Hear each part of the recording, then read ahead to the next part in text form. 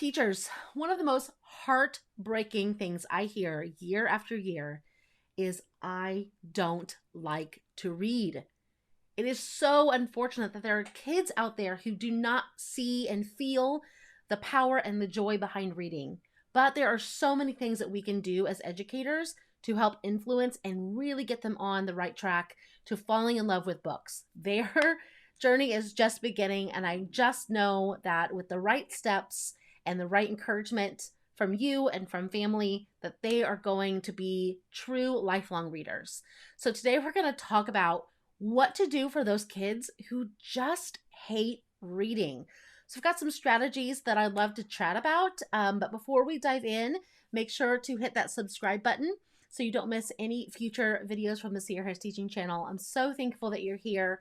I'd love to hear from you. So throughout the video, make sure to like and comment and tell me what you think. So kids who hate reading, my kids, my own personal children, have all said that at one point. And so some of these strategies I've used not only in the classroom, but personally as well to really try to bring the love of reading to life. We also have to make sure that we respect everyone's opinions. You know, just because a student hates reading doesn't mean we necessarily need to force it down their throat. So one of the things that I wanted to mention today was to make sure that you validate everyone's journey. I think it's really important that we meet students where they are, not just with standards that we're teaching, but also with their journey of love of reading. So validate where they are, validate their opinions and their beliefs around reading, because you can make that connection with them and let them understand that I understand what you're feeling. Like maybe you've been there. Maybe you've been there as a kid. Maybe you've even been there as an adult. I know I have.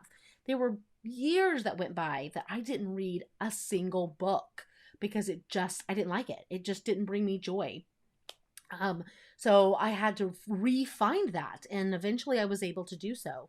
So connecting with those students who have those negative thoughts about reading, validating where they are at on their journey, and showing that, you know, you're there for them regardless, and you're going to help them hopefully find that love. At least not the fire, you're at least going to start the spark. And, you know, maybe next year is when the fire will finally take off. So I think that's really important to mention at the very beginning, that that's a really crucial part, that we're not just, you know, trying to shove all of these beliefs down our students' throats, that we start, you know, by honoring where they are. So one thing you can make sure that you do to really help the students who just aren't there yet is to make it personal. I think a lot of times students see reading inside the four walls of their classroom, and they think it's just something that their teachers make them do because that's what you do in school. They haven't found yet a personal connection to reading, and that's one of the big pieces that's missing.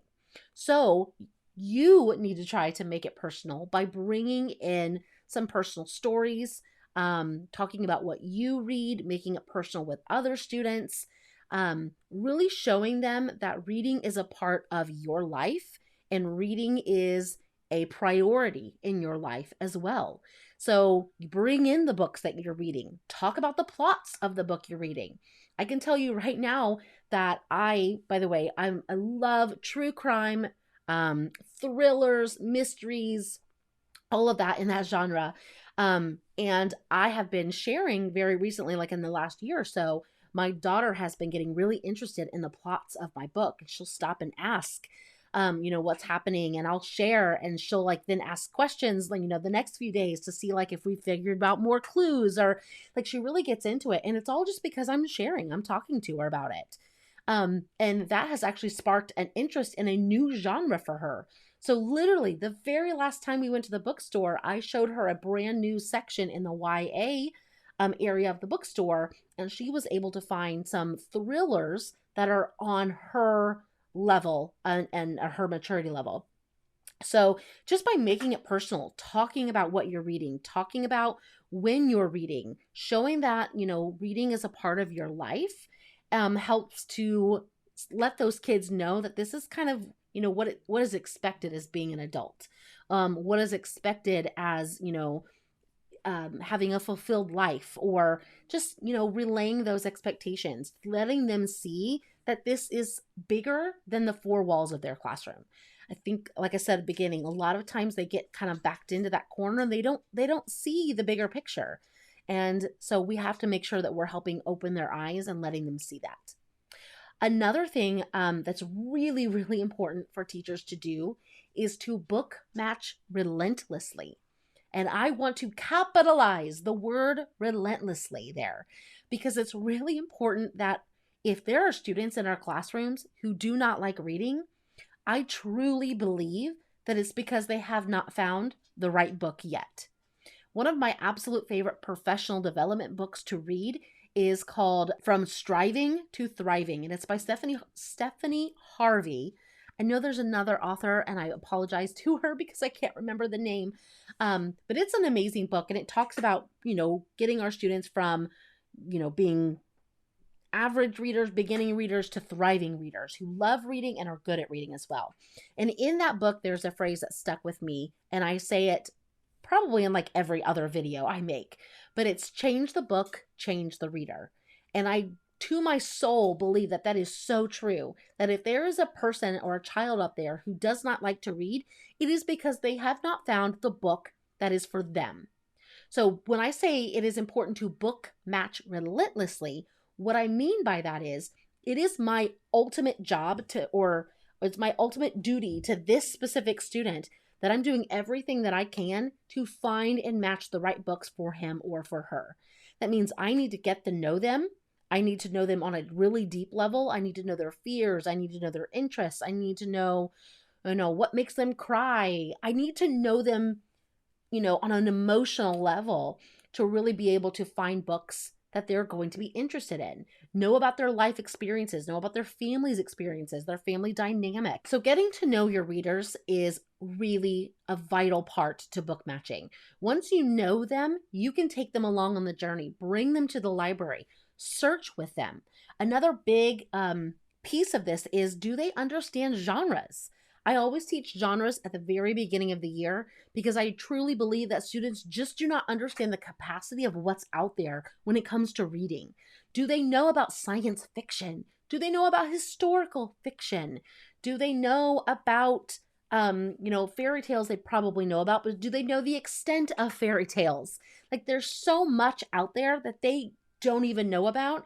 And by letting them see just the depth and the breadth of what books are even available to them really can help find that spark in a lot of students. So we need to make sure as teachers that we are book matching. We are finding and trying book after book after book and really taking an interest in why that book did not create a spark. And if you do find a book that creates a spark, find others like it. It is just so imperative that this is a role that we take on as teachers. Now, we've got 1,000+ other things to do, but if we want all of our students to leave our classrooms with at least a spark of love of reading, this is something we have to make sure we're doing. Another thing teachers need to make sure that they're doing is figuring out the why. I think this is one of the very first things before, we validate their journey. And then we need to figure out why. Why are they feeling this way? Why do they not like reading? Maybe they think it's hard. Maybe they think it's boring. Maybe they're not interested in the things that they are reading. Like, if we can figure out the why, which should just be a simple conversation to have one-on-one with these students, then we can start digging deeper into that why and then breaking down those bottlenecks that are in the student's way. So that is another really important step that I think a lot of time is missed. Like, this student just doesn't like to read, so, I don't know what to do. Like, here's another book, try this one, try this one. Have conversations with the student. Show them that you care about the journey, that you want the best for them. And the best may not be that, they may not be a reader after all. I know there are people in my lives that are amazing people who are smart and have very fulfilled lives, and they are not, daily readers. And that is okay. But we need to make sure as educators that we are done everything that we can. So validating their journey, figuring out their why, digging deeper into their why, making it personal, book matching relentlessly, all are things that we need to make a stand or take a stand on doing to ensure that we are giving 100% to all of our readers and making sure they're all leaving our classroom with that love of reading. So we've already discussed a lot of what you can do, and technically there are so many other things that we can mention, but I'm just going to give you a few more. Make sure that you are trying a lot of different formats of reading. Are you trying audiobooks? Are you trying like short stories on YouTube? Are you reading to them as much as they're reading to you as well? Making sure, that you kind of have that give and take relationship to give them and show them that support. Doing shared reading. Look outside of just the pages of a normal book to see if any of that sparks their interest as well. Another big thing is to make sure that you are letting them read what they want to read. I always tell teachers, never say no to a child who wants to read something. That could be a cookbook. It could be a magazine. It could be a graphic novel. It literally could be anything. If they want to read it and it is a text, say yes, especially to the students who do not have a love of reading yet. You want to let them know that you encourage reading of everything. If it's the back of a cereal box, I do not care. Let them read it.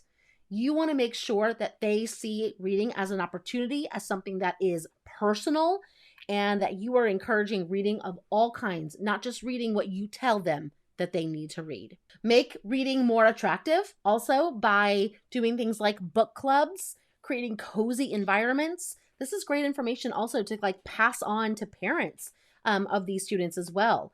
Make sure that they're reading nonfiction or introduce them to a lot of nonfiction. Let them stay up past their bedtime. Another great tip to pass on. I love this one. Stop reading at an inappropriate time. Meaning, when you're reading a book, stop on a cliffhanger and don't read until the next day. Show them that anticipation and that those feelings of I want to know can be there. So we just have to show them and make it finding all of those emotions is really, really important. And another great thing is when you find a book series that students love, make sure you have the other copies in the series. Do everything you can to get your hands on them. I do that with my son right now. He is obsessed with Dogman.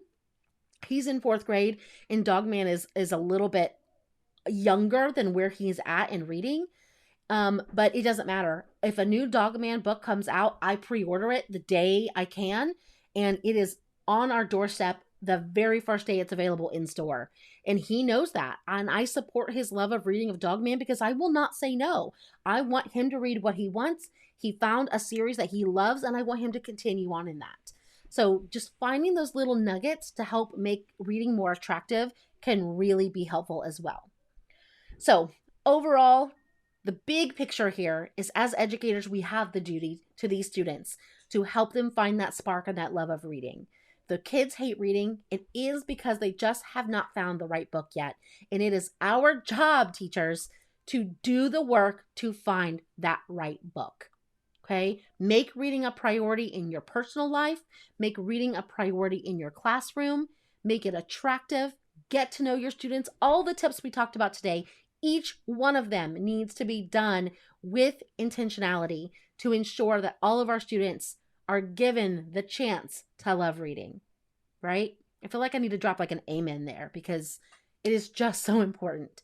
So thank you so much for tuning in. If you haven't already, make sure to hit that subscribe button so you do not miss any future videos from the Sierra Harris Teaching Channel. And thank you so much for tuning. This was a really important topic, one that really hit to my heart, and I hope you felt that and walked away with a lot of good nuggets and information that you can use in your classroom. So thanks for tuning in, and we'll talk soon. Bye, everyone.